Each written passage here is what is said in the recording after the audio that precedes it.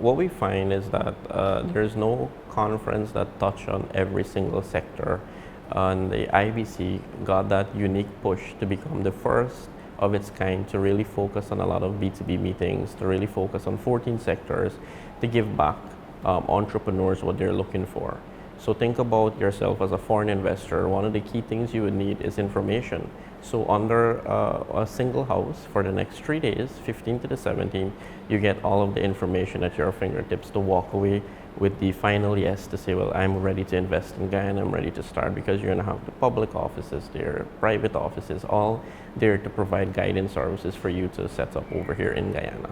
The oil and gas developments has really caused a lot of spill-off effects in other sectors. This here has brought about new enthusiasm from entrepreneurs, a lot of optimism as well.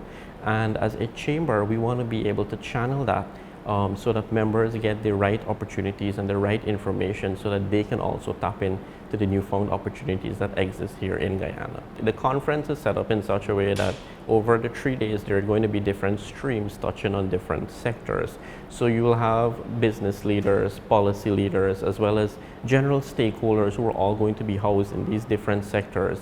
And think about the opportunity of the connections that can be made from those sessions.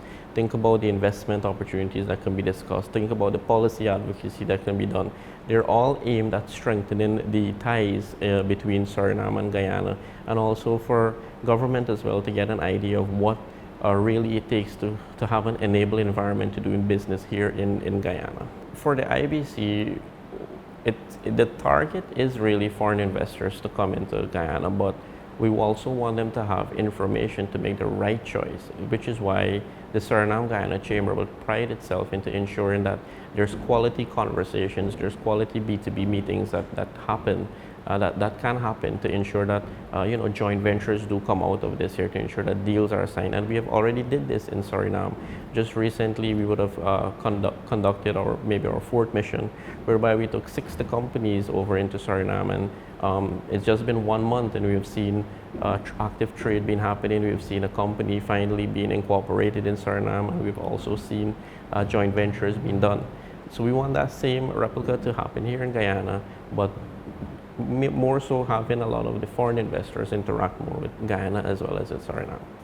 At the International Business Conference, you're going to have tabletops that are strategically placed to ensure that you have constant foot traffic for persons that are just there for sessions, that they must walk through, they must see your kiosk before they get to their sessions. And this was all strategic to ensuring that participants and sponsors for IBC get the best ROI.